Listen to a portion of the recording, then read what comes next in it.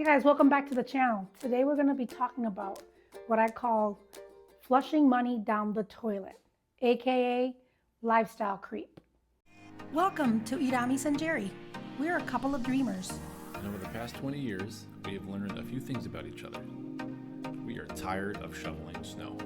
Our high-stress 60-hour work weeks burnt us out. And most of all, We want to retire early. follow us to learn how our experiences May help you reach your own financial independence. Hi, if you're new here, please like, subscribe, and share. Gerry and I are trying to get a message out there that if with a little learning, with a little teaching yourself, with a little listening to your friends like us, you'll be able to retire a little happier and also a little earlier. Let's get into this. To me, lifestyle creep is like you're flushing money down the toilet. Why? Because you're buying things that you don't need. That's hard to say, especially if you feel like you deserve these new things. You deserve the things that you want to buy and the experiences that you want to have because you've earned them. That's great. I am freaking thrilled that you've earned them. You've worked hard. But you know what you've also worked hard for? Is to save money and to retire and to be able to retire early, not when you're 70 or you're 75 or you're 76 or even 80. So lifestyle creep, if you don't know what that term means, is the general idea or the practice that as you earn more money, you're able to spend more money. Well, I also think is a mix of conception that folks think that buying a fancy house, buying cars, buying expensive jewelry is the only way to get into lifestyle creep. Well, you're wrong and they're wrong. It's the little things that start to add up. It's the fact that you went to get Starbucks 5 times a week. You used to get Dunkin's, right? That was okay.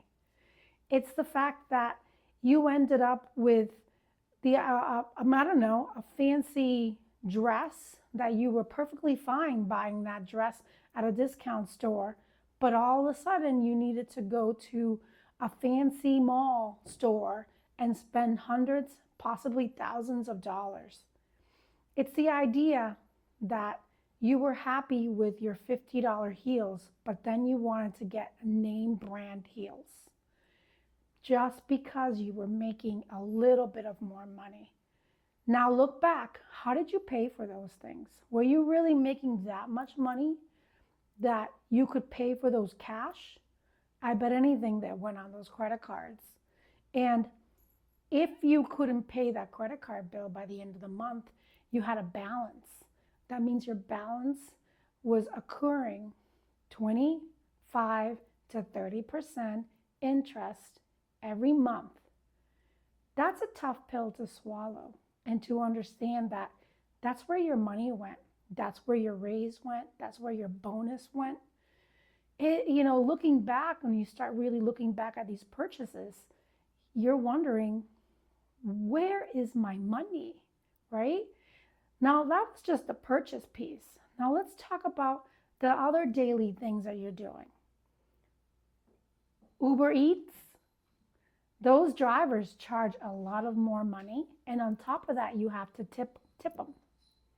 So, great, you wanted to eat Chinese, it was raining, you didn't want to go out in the car, so you order Uber Eats, and maybe your Chinese bill was 25, 30 bucks. Well, you probably ended up paying $40 because you got it delivered from Uber Eats.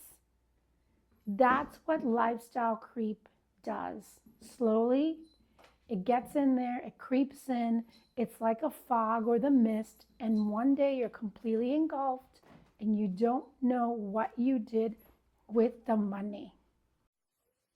I'm going to tell you a little story about Gerry and I and how we inadvertently stumbled into a little bit of lifestyle creep. Over the years, Gerry and I were really proud that we always paid for our vacations before we even left the United States. We had the bills paid. Everything that we could pay, we paid. Well, this trip was a little different. We did something that we didn't typically do. And we did a 21-day land vacation with family. And it was really hard because typically we had some plans and we went here and we went there with family. With family. It's always been with family. But on this trip, we decided to do 3 nights, 3 different places, meet up with them for a couple of nights.